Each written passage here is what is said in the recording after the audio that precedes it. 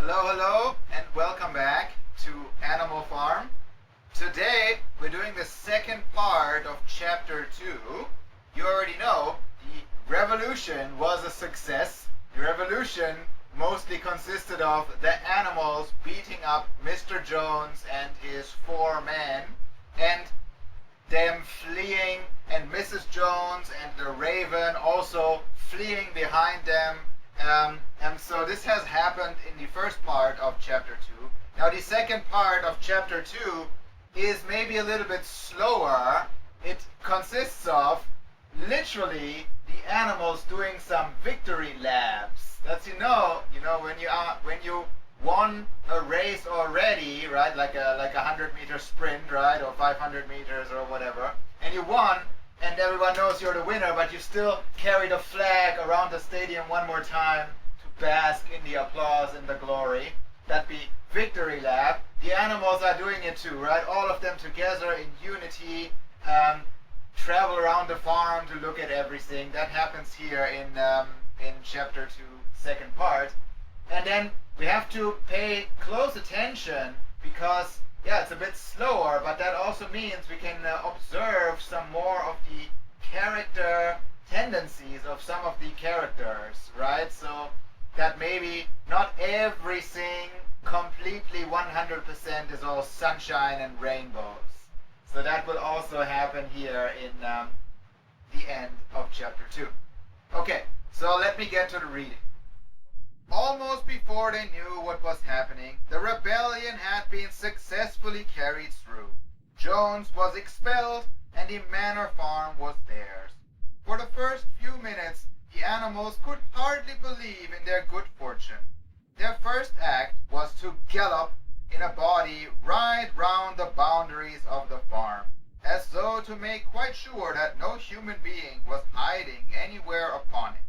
Then they raced back to the farm buildings to wipe out the last traces of Jones' hated reign.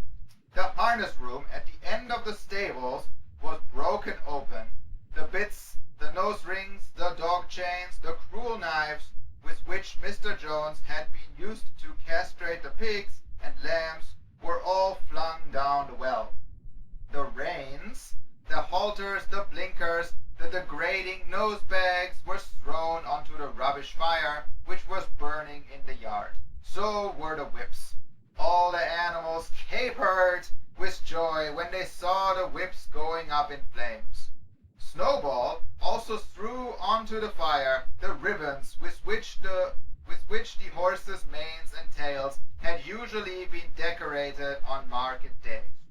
Ribbons, he cried, should be considered as clothes, which are the mark of a human being. All animals should go naked. Stop here. So, as I said, victory laps in that they get together, well, they are all together, and gallop. So that is the fastest way of running for a horse, and I guess other animals can gallop too. When they gallop, I believe maybe all the feet are in the air at the same time. Yeah, sounds about right, right? So they gallop around the farm as if to make sure there's no human hiding on it anywhere, even though they already know that there's only these few humans that they already chased away. But okay. Then they rush back to the farm buildings because they want to wipe out all the last traces of Jones's reign. Reign is the leadership, right? Like especially like of a king or baron or lord, right? Reign is their time and their influence, their leadership. It's not the same as reins, which also is in here. Reins go around the head, so these reins. Reins go around the head of a horse, and that's to pull it right in the right direction. And I explained that already. And so they break open the harness room, which is at the back of the stables. The stables is where you keep your horses, and the harness room is also there because a lot of the stuff that you need for the horses is there, right? Such as the reins, also nose bags to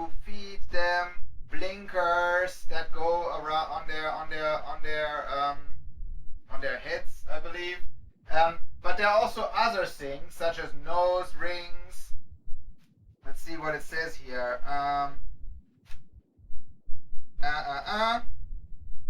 Bits.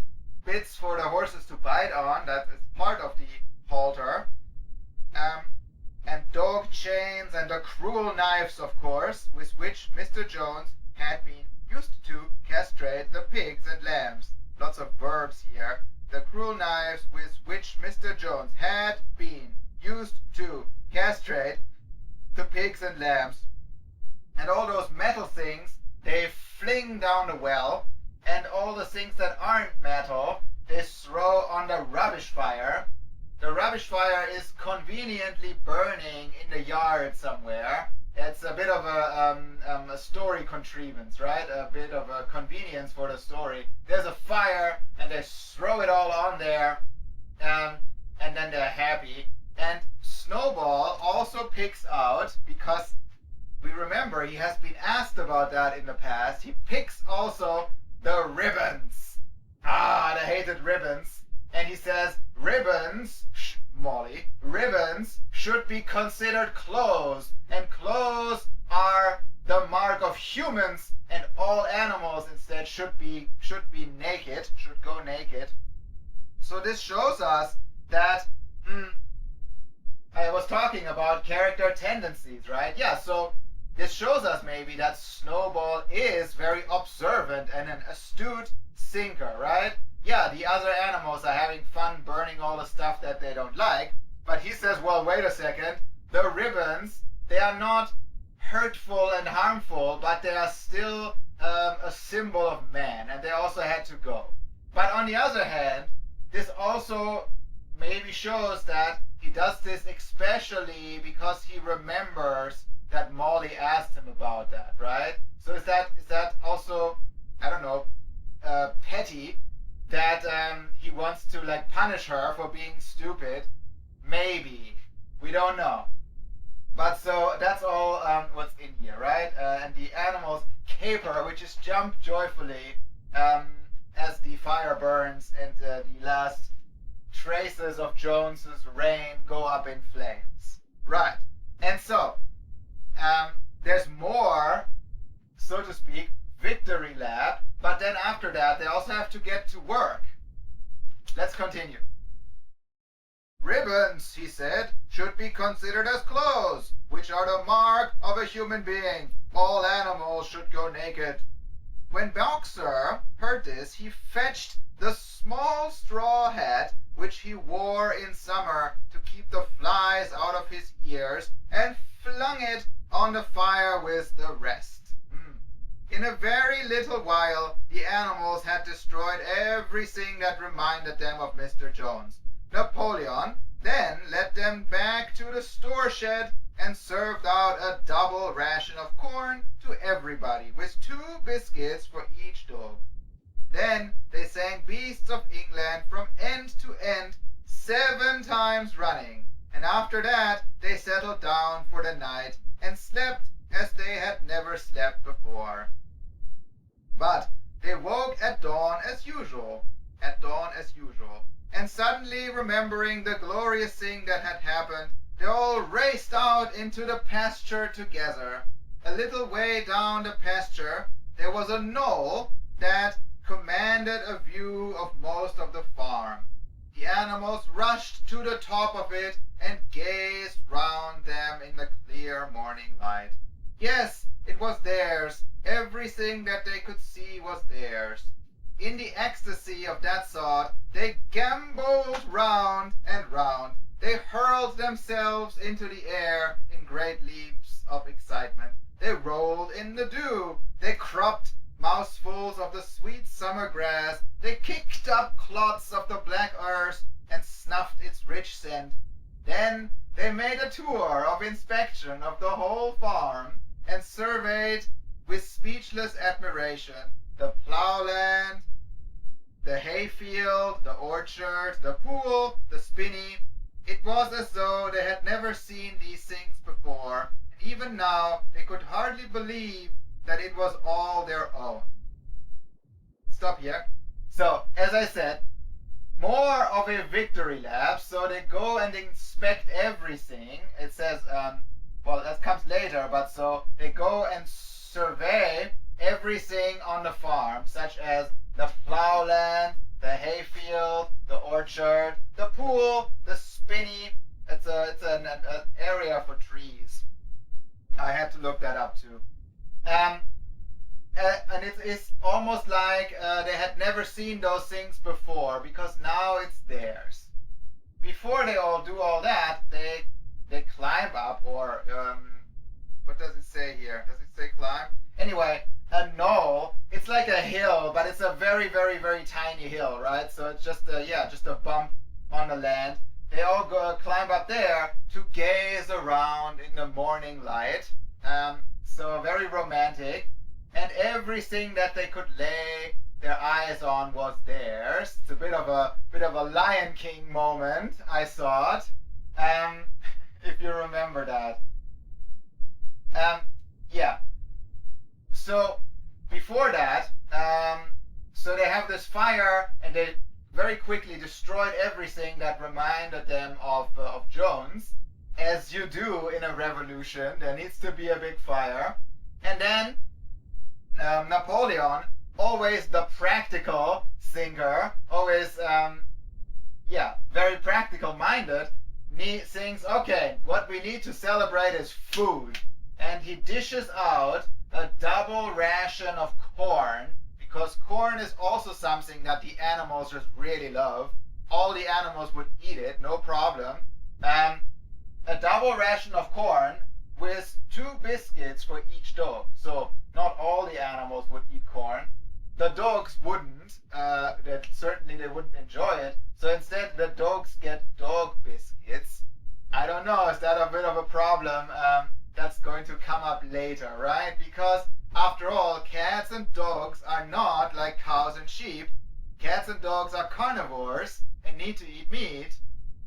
I don't know if that comes up later. I would almost think so. Yeah. So that's Napoleon's action, right? He's a practical individual. So he thinks the first thing we need to do is dish out food, so that everybody remembers this day that way. Okay, moving on.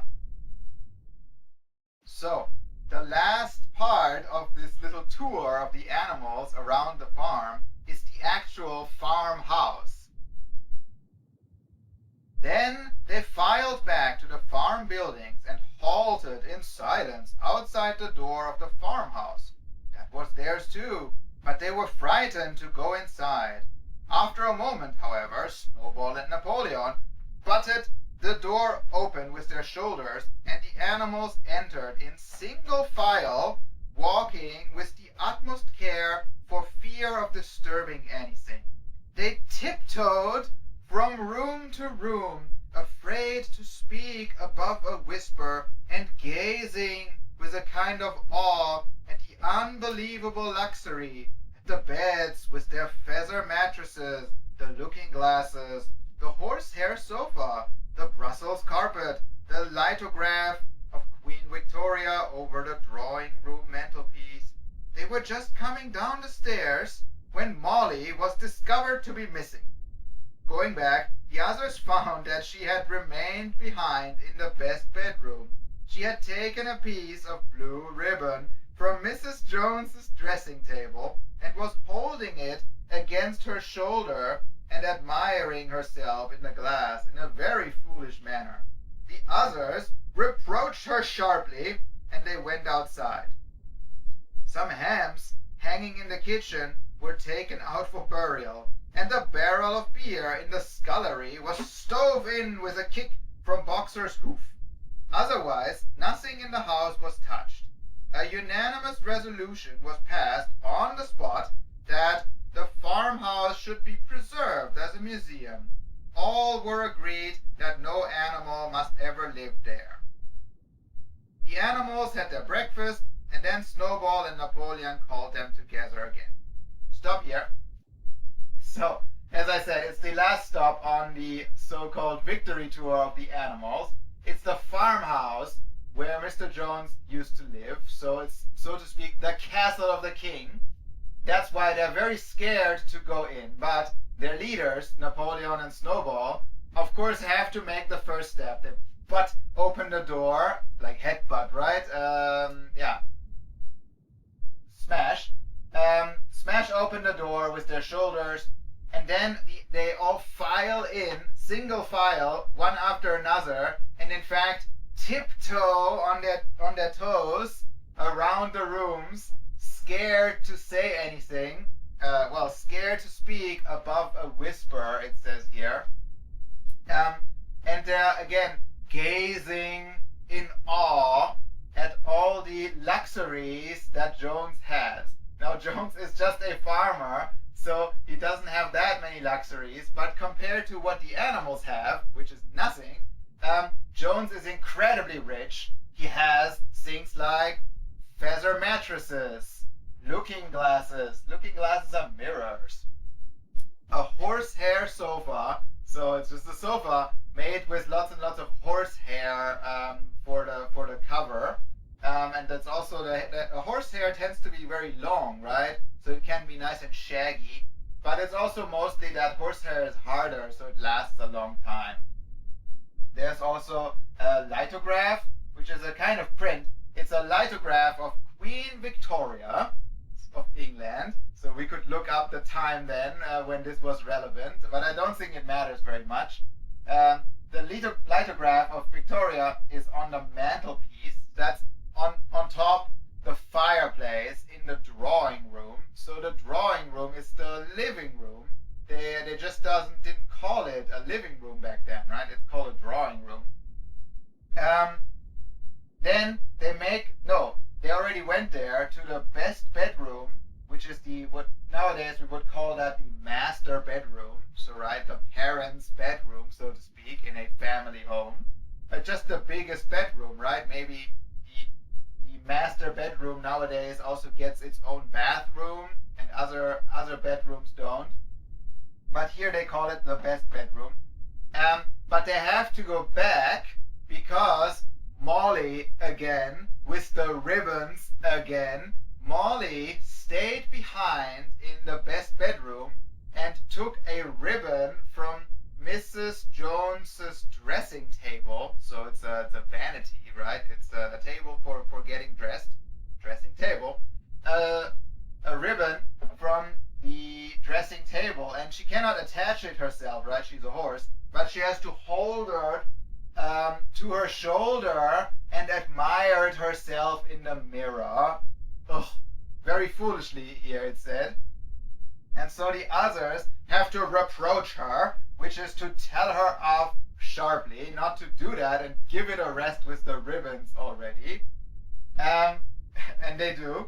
And then that's finished. They all go out, and unanimously they decide. Unanimous means all in favor, right? 100% agreement, complete agreement. Unanimously they decide that the farmhouse should be a museum. No animal should ever live in it. Okay, sounds good. And then they have their breakfast, which is weird because they already had breakfast before, a double serving of corn. Apparently, they're just really, really hungry. And it's also still very early. He will say that now. Now they finally have to get to work. Well, not quite yet. They have more things to do, but now the victory tour is over. Again, yeah, almost, not quite yet. Anyway, second breakfast. That's a bit strange. I wonder if the pigs are responsible for that. Right, moving on. The animals had their breakfast, and then Snowball and Napoleon called them together again. "Comrades," said Snowball, "it is 6:30, and we have a long day before us. Today we begin the hay harvest. But there's another matter that must be attended to first."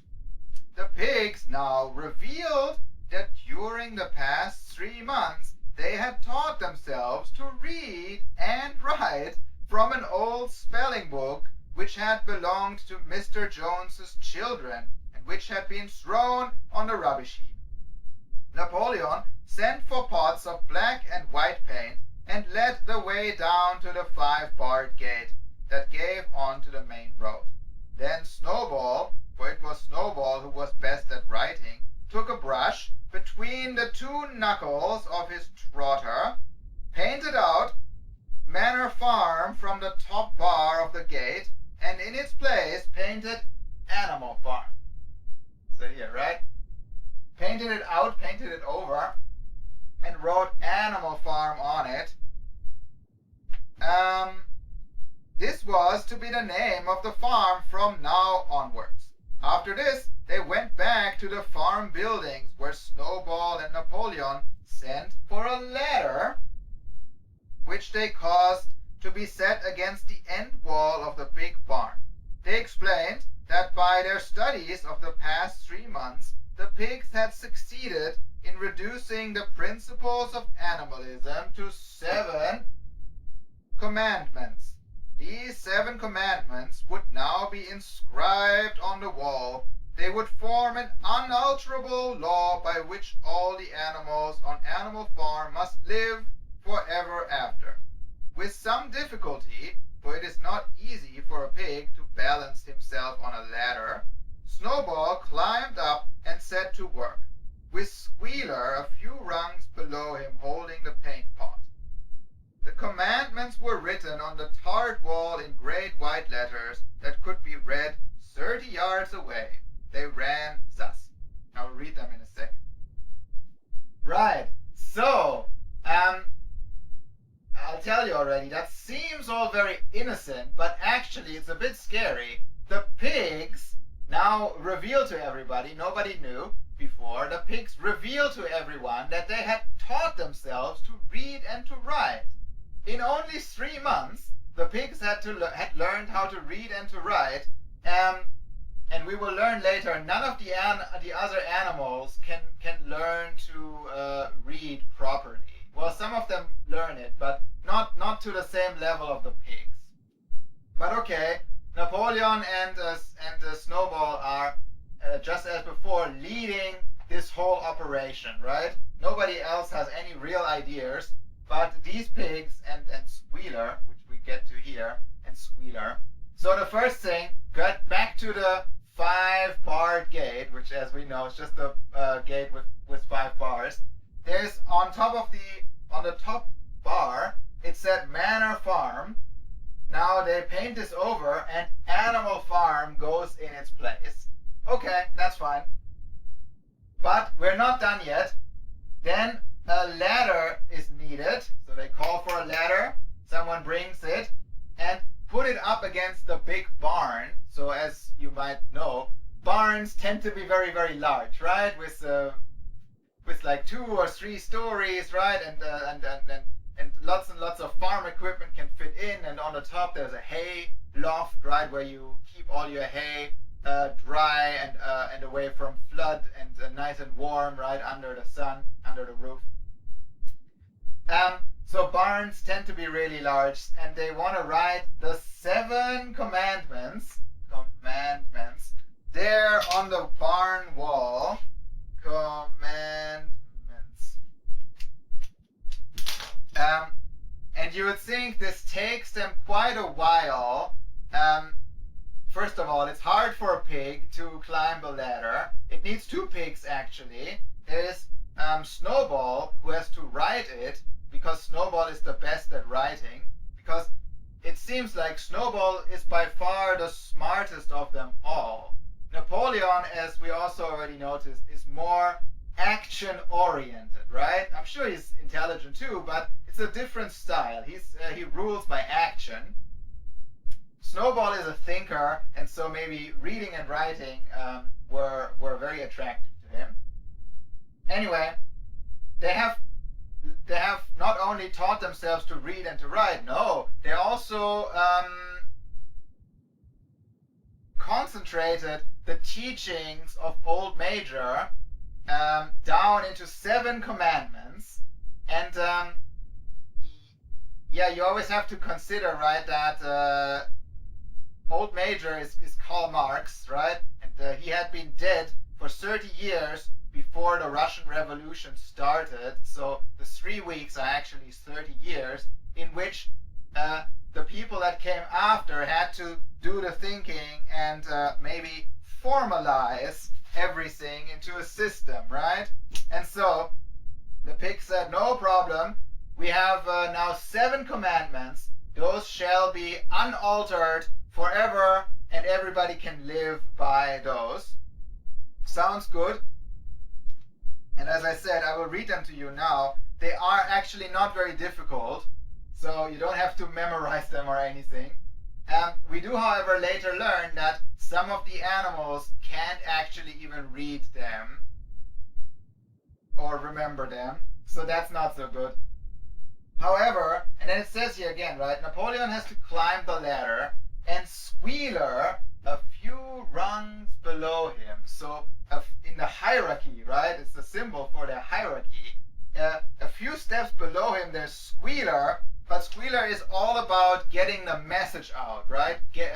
Talking and communicating, and so he's holding the paint pot for Napoleon, for Snowball, which is currently maybe their highest ranking animal, right?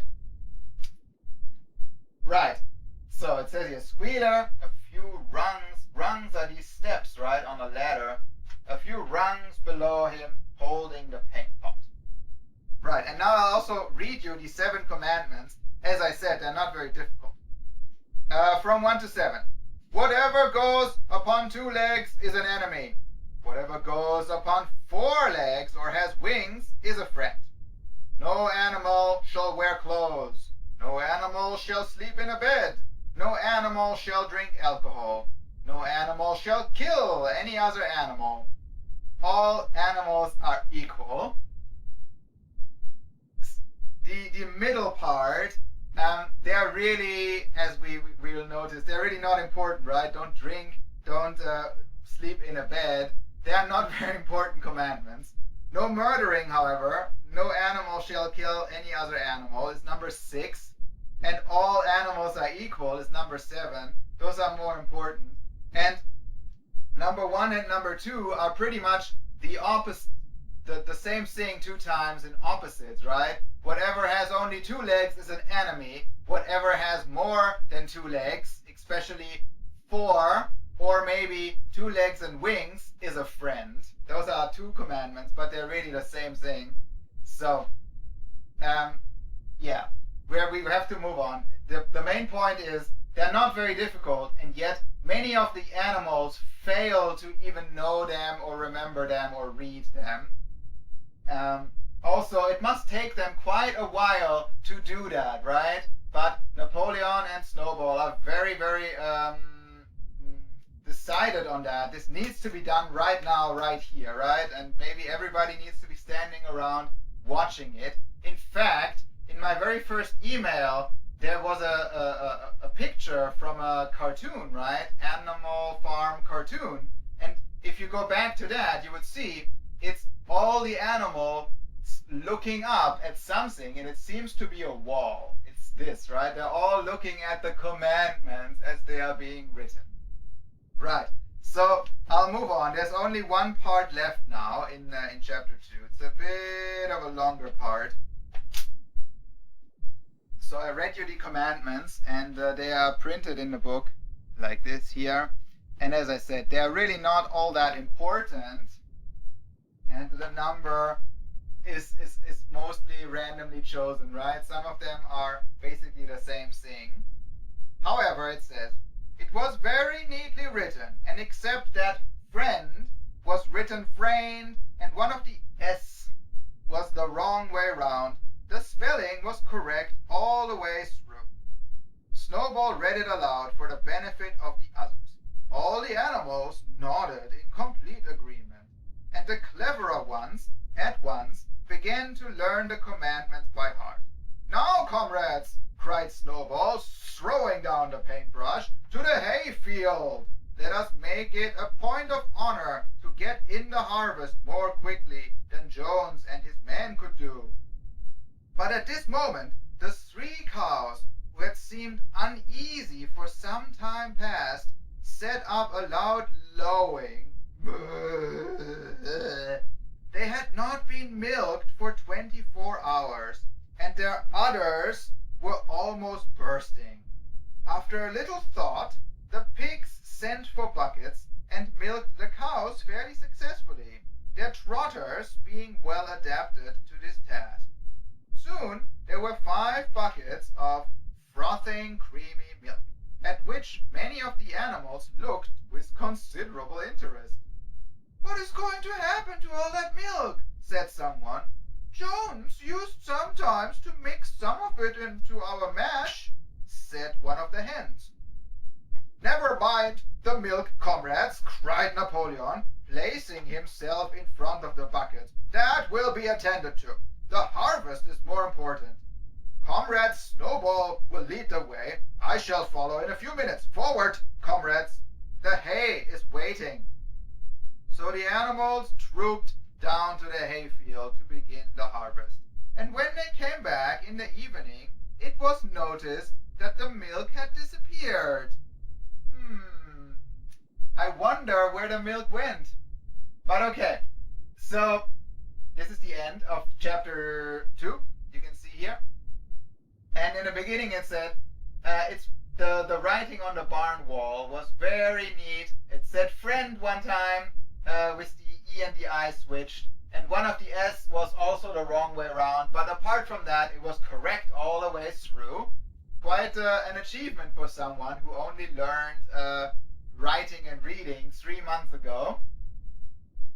And one of them is either Napoleon or Snowball. Says, oh, it's Snowball, right? Snowball, throwing down the paintbrush, says, "Now, comrades, to the hay field, because the hay harvest is waiting, and we have spent so much time here, right, on all of this." And the hay harvest is so important for the animals, right? They all basically need it, right? They either eat it, or they sleep on it, or they stand on it, or they hide in it. They all need it for something. But before they can get that started, there are 3 cows altogether, and they have been uneasy for a while. Now that someone says, "Hey, to work," they're like, "Oh no," and make these mooing sound. It says load. They load because they had not been milked for 24 hours. And I don't know if you know how this goes, right? Cows need to be milked every day, especially, well, modern farm cows that are bred especially to produce hundreds of liters of milk, right? Here too. So the pigs bring buckets, 5 buckets. Let's say 1 bucket has 20 liters of water in it. So that's 100 liters of milk for 3 cows. Nowadays, cows produce even more milk than that. But so, okay, 100 liters of milk are now sitting there all frothing with bubbles and creamy, right? With the cream, the fat swimming on top. And some of the animals are very interested in that because Jones would sometimes feed them a little bit of the milk, right? If the farmer thinks, "Oh, look, these animals are too thin, right? This horse is getting older and gets thinner and thinner. Well, then maybe I'll mix some milk in with the food, right?" Or the chickens, you want them to get fatter, you can feed them some milk. Ew. But okay, one of the chickens said so. But Napoleon is the one who jumps in front of the milk and says, No, comrades. Don't worry about that. The hay harvest is waiting. The milk, on the other hand, will be attended to. Shoo. And in fact, Snowball will lead you, and I will follow in a few minutes. And that's what he said. And they all trot down to do the harvest. And when they return in the evening, the milk has disappeared. I wonder where it went. And that's all there is in this chapter. So this second part of chapter 2 was a bit slower. But yeah, as I said, right, it's all about the character development, right? How some of them show their character already, like Molly with the Ribbons again, right? And Snowball and Napoleon, of course. Um, and then Squealer being, lower in the hierarchy, right? But being all for the information exchange, the communication department, right? That kind of thing. And yeah, and then this whole milk business, right? We already can see that somebody must have drunk it. Right. So now I shall read it to you one more time. And so, almost before they knew what was happening, the rebellion had been successfully carried through. Jones was expelled, and the manor farm was theirs. For the first few minutes, the animals could hardly believe in their good fortune. Their first act was to gallop in a body right round the boundaries of the farm, as though to make quite sure that no human being was hiding anywhere upon it. Then they raced back to the farm buildings to wipe out the last traces of Jones' hated reign. The harness room at the end of the stables was broken open. The bits, the nose rings, the dog chains, the cruel knives with which Mr. Jones had been used to castrate the pigs and lambs were all flung down the well. The reins, the halters, the blinkers, the degrading nose bags were thrown onto the rubbish fire which was burning in the yard. So were the whips.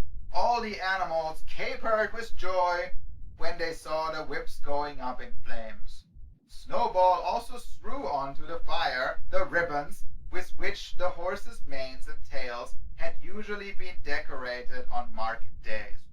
Ribbons, he said, should be considered as clothes, which are the mark of a human being. All animals should go naked. When Boxer heard this, he fetched the small straw hat which he wore in summer to keep the flies out of his ears, and flung it onto the fire with the rest. In a very little while, the animals had destroyed everything that reminded them of Mr. Jones. Napoleon then led them back to the store shed and served out a double ration of corn to everybody, with 2 biscuits for each dog. Then they sang Beasts of England from end to end 7 times running, and after that they settled down for the night and slept as they had never slept before. But they woke at dawn as usual, and suddenly remembering the glorious thing that had happened, they all raced out into the pasture together. A little way down the pasture there was a knoll that commanded a view of most of the farm. The animals rushed to the top of it and gazed round them in the clear morning light. Yes, it was theirs. Everything that they could see was theirs. In the ecstasy of that thought, they gamboled round and round. They hurled themselves into the air in great leaps of excitement. They rolled in the dew. They cropped mouthfuls of sweet summer grass. They kicked up clods of the black earth and snuffed its rich scent. Then they made a tour of inspection of the whole farm and surveyed with speechless admiration the plowland, the hayfield, the orchard, the pool, the spinney. It was as though they had never seen these things before, and even now they could hardly believe that it was all their own. Then they filed back to the farm buildings and halted in silence outside the door of the farmhouse. That was theirs too, but they were frightened to go inside. After a moment, however, Snowball and Napoleon butted the door open with their shoulders, and the animals entered in single file, walking with the utmost care for fear of disturbing anything. They tiptoed from room to room, afraid to speak above a whisper, and gazing with a kind of awe at the unbelievable luxury, at the beds with their feather mattresses, the looking glasses, the horsehair sofa, the Brussels carpet, the lithograph of Queen Victoria over the drawing room mantelpiece. They were just coming down the stairs when Molly was discovered to be missing. Going back, the others found that she had remained behind in the best bedroom. She had taken a piece of blue ribbon from Mrs. Jones's dressing table and was holding it against her shoulder and admiring herself in the glass in a very foolish manner. The others reproached her sharply, and they went outside. Some hams hanging in the kitchen were taken out for burial, and the barrel of beer in the scullery was stove in with a kick from Boxer's hoof. Otherwise, nothing in the house was touched. A unanimous resolution was passed on the spot that the farmhouse should be preserved as a museum. All were agreed that no animal must ever live there. The animals had their breakfast, and then Snowball and Napoleon called them together again. "Comrades," said Snowball, "it is 6:30, and we have a long day before us. Today we begin the hay harvest. But there's another matter that must be attended to first." The pigs now revealed that during the past 3 months they had taught themselves to read and write from an old spelling book which had belonged to Mr. Jones's children and which had been thrown onto the rubbish heap. Napoleon sent for pots of black and white paint and led the way down to the 5-barred gate that gave onto the main road. Then Snowball, for it was Snowball who was best at writing, took a brush between the 2 knuckles of his trotter and painted out Manor Farm from the top bar of the gate, and in its place painted Animal Farm. This was to be the name of the farm from now onwards. After this, they went back to the farm buildings, where Snowball and Napoleon sent for a ladder, which they caused to be set against the end wall of the big barn. They explained that by their studies of the past 3 months, the pigs had succeeded in reducing the principles of animalism to 7 commandments. These 7 commandments would now be inscribed on the wall. They would form an unalterable law by which all the animals on Animal Farm must live forever after. With some difficulty, for it is not easy for a pig to balance himself on a ladder, Snowball climbed up and set to work, with Squealer a few rungs below him holding the paint pot. The commandments were written on the tarred wall in great white letters that could be read 30 yards away. They ran thus: "Whatever goes upon 2 legs is an enemy.